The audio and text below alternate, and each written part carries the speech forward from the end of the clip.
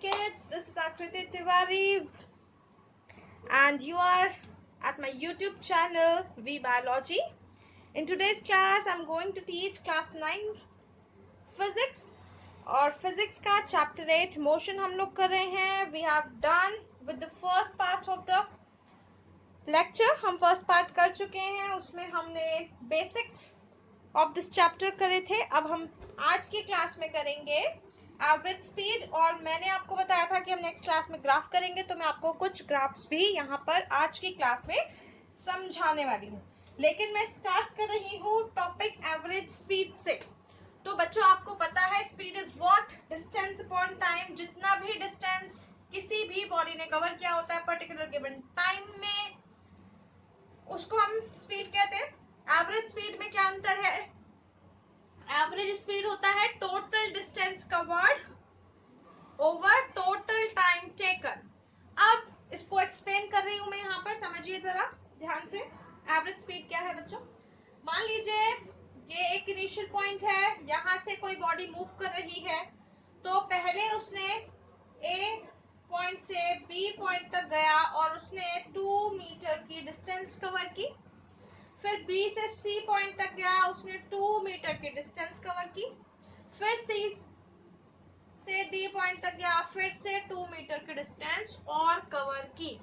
तो अब या तो मैं इस डिस्टेंस को D1 मान लूं, इस डिस्टेंस को D2 मान लूं, इस डिस्टेंस को D3 मान लूं, राइट? तो यहाँ से यहाँ तक जाने में इसको टाइम 1 लगा, यहाँ से यहाँ तक जाने में टाइम 2, यहाँ से यहाँ तक जाने में टाइम 3.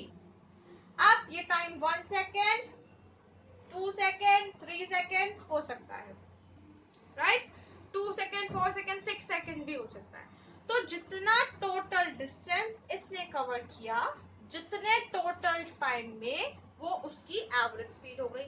चलिए फॉर्मूला में जब करके देखते हैं. तो can I right D1 plus D2 plus D3 over T1 plus T2 plus T3. तो एवरेज स्पीड हो गया total distance covered upon total time taken. Clear? Easy. चलिए अब एवरेज वेलोसिटी की बात करते हैं. तो वेलोसिटी हमने पढ़ा था शॉर्टेस्ट डिस्प्लेसमेंट. नहीं होगा, ऐसा नहीं होगा कि टोटल डिस्प्लेसमेंट कवर, ऐसा नहीं करेंगे, ये थोड़ा सा डिफरेंट है. तो एवरेज वेलोसिटी का फॉर्मूला है यहाँ पर sum of velocity over number of velocities. अब मैं मान लेती हूँ, ठीक है? अब यहाँ पर D1 D2 की जगह मैं यहाँ पर वेलोसिटी अगर मान लूं, तो V1 V2 V3. A से B पॉइंट में इसकी वेलोसिटी V1 थी, B से C पॉइंट में इसकी वेलोसिटी V2 थी और B से C पॉइंट तक जाने में इसकी वेलोसिटी थी, C से D पॉइंट तक जाने में इसकी वेलोसिटी V3 थी.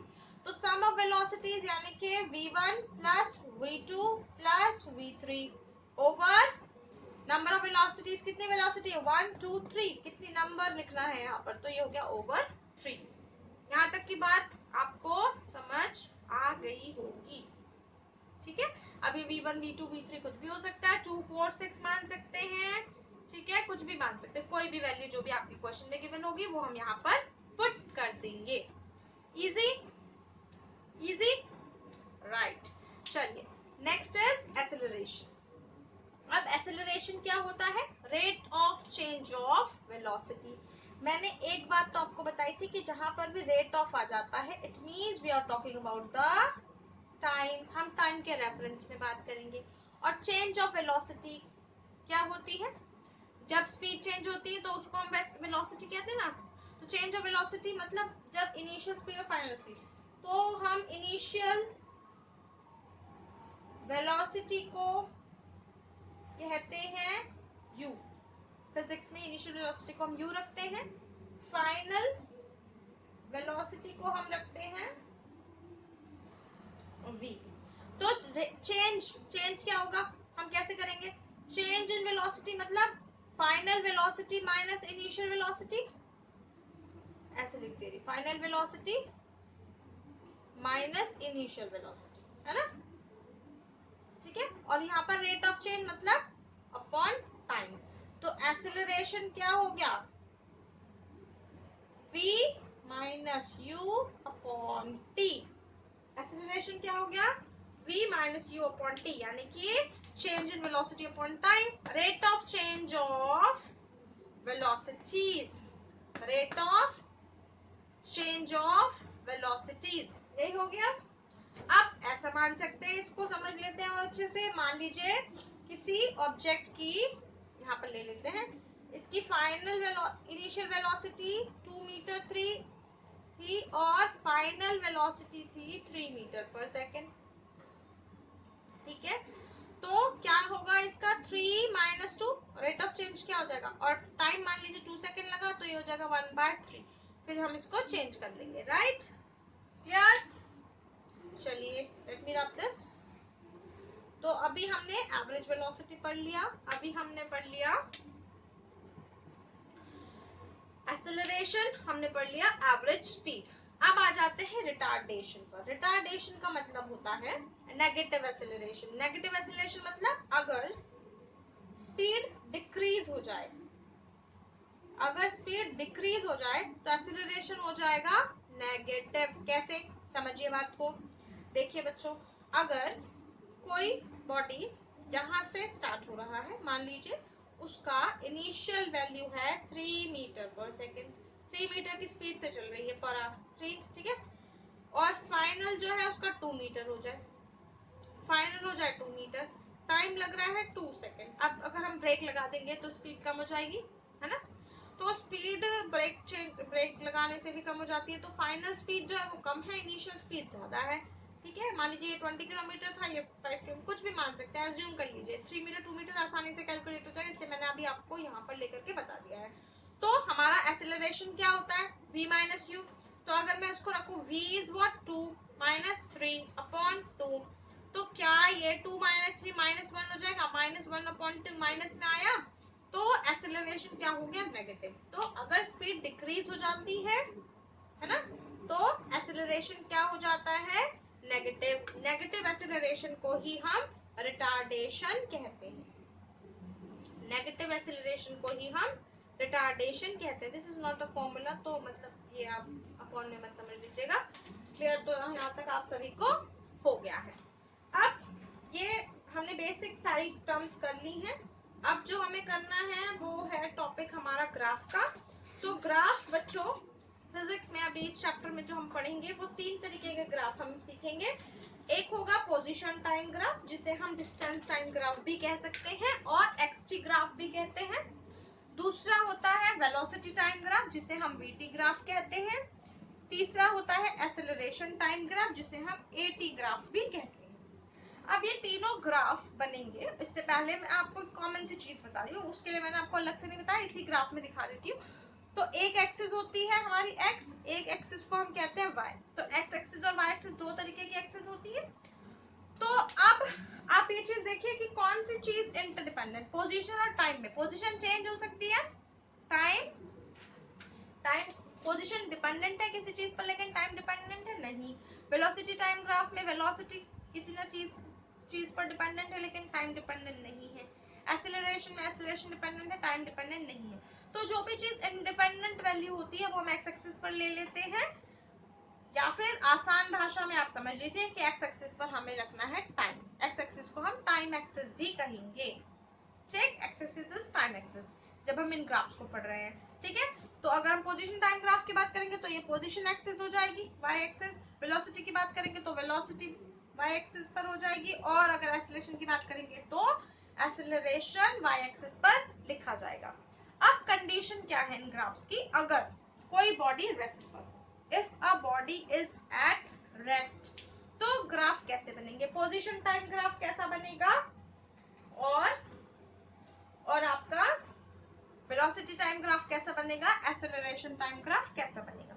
तो देखिए बच्चों, अगर कोई बॉडी रेस्ट पर है, मान लीजिए ये एक बॉडी है, ठीक, यहाँ पर ये जो बॉडी है ये 2 मीटर पर रेस्ट पर है, ठीक है, ये 2 मीटर पर एक बॉडी है जो ऑब्जर्वर से 2 मीटर डिस्टेंस पर है। अब जब उसने 0 सेकंड पर देखा, 0 सेकंड पर, ठीक है, तो भी वो 2 मीटर पे थी। 1 सेकंड पर देखा तो भी 2 मीटर पे थी, आफ्टर 2 सेकंड देखा तो भी 2 मीटर पर थी, 3 सेकंड देखा 2 मीटर पर ही थी, यानी कि जब बॉडी रेस्ट पर है तो चलेगी, तो है नहीं, कोई मूवमेंट ही नहीं है, तो पोजीशन चेंज नहीं होगी। तो जब पोजीशन चेंज नहीं होगी और टाइम बढ़ता जाएगा तो जो ग्राफ हमारा आएगा पोजीशन टाइम ग्राफ, वो आएगा parallel to the X axis. अगर कोई बॉडी रेस्ट पर होगी तो position time graph parallel to X axis आएगा। क्लियर? फिर आ जाते हैं वेलोसिटी टाइम ग्राफ पर। अब वेलोसिटी टाइम ग्राफ में भी क्या होगा, बॉडी रेस्ट पर है, बॉडी रेस्ट पर है यानी कि मूव नहीं कर रही है। अब जब बॉडी मूव ही नहीं करी, कोई स्पीड ही नहीं है, कोई वेलोसिटी है ही नहीं, है ना, जब कोई वेलोसिटी है ही नहीं तो टाइम कोई चीज मूव करेगी नहीं, तो कोई ग्राफ बनेगा ही नहीं, तो ये इंक्लाइंड रहेगा एक्स एक्सिस पर ही। ठीक है, तो ये हो गया हमारा वेलोसिटी टाइम ग्राफ। फिर आ जाते हैं एक्सेलरेशन टाइम ग्राफ। एक्सेलरेशन पता है, चेंज इन वेलोसिटी। अब भैया जब फाइनल और इनिशियल दोनों वेलोसिटी जीरो है, v माइनस यू में v भी जीरो यू भी जीरो, तो क्या होगा जीरो, यानी कि कोई एक्सेलरेशन हुआ ही नहीं। जब एक्सेलरेशन है ही नहीं तो अभी भी ग्राफ हमारा इनको इंक्लाइंड ही बनेगा, इसी के अंदर y एक्स एक्सिस के अंदर ही हम y एक्सिस को भी रिप्रेजेंट कर देंगे। ठीक है, तो ये था हमारा if body is at rest. अब दूसरी कंडीशन में ये भी x axis y axis x axis y axis x axis y axis. अब यूनिफॉर्म मोशन में अगर कोई बॉडी है, यूनिफॉर्म का मतलब मैंने आपको बताया था कांस्टेंट मोशन, है ना, जब चेंज नहीं होती। तो यूनिफॉर्म मोशन में पोजीशन टाइम ग्राफ की अगर हम बात करते हैं तो क्या होगा, यूनिफॉर्म मोशन में पोजीशन टाइम ग्राफ में अब हमने यहाँ पर मान लिया 1 सेकेंड, यहाँ पर मान लिया 2 सेकेंड, यहाँ पर मान लिया 3 सेकेंड।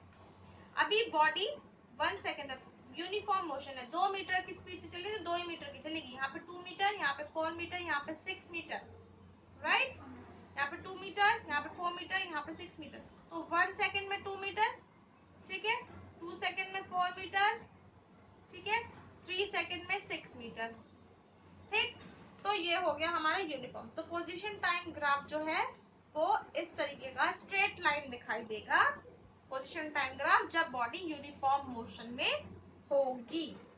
अब वेलोसिटी टाइम ग्राफ की अगर हम बात करें तो स्पीड कांस्टेंट है, तो टाइम हमारा चेंज हो रहा है, 1 2 3 कुछ भी ले लीजिए, और जो स्पीड है वो जो है वेलोसिटी जो है वो हमारी 2 ही मीटर है ना, 2 मीटर ही है, तो ग्राफ क्या आएगा, पैरेलल आएगा। ठीक है, तो ये वेलोसिटी टाइम ग्राफ हमारा पैरेलल आएगा यूनिफॉर्म मोशन के केस में। अब अगर मैं बात करूं एक्सेलरेशन टाइम ग्राफ की, तो यूनिफॉर्म मोशन में अब फाइनल भी 2 थी, इनिशियल भी 2 थी, तो 2 माइनस 2 हो गया 0, कोई भी वैल्यू तो 0 आई, इसका मतलब कोई ग्राफ नहीं बनेगा, ये इंक्लाइंड रहेगा एक्स एक्सिस से, तो हमारा एक्सेलरेशन टाइम ग्राफ ऐसा आएगा। ये दोनों कंडीशंस हमने पढ़ ली। अब आगे की चीज हम पढ़ेंगे नेक्स्ट क्लास में।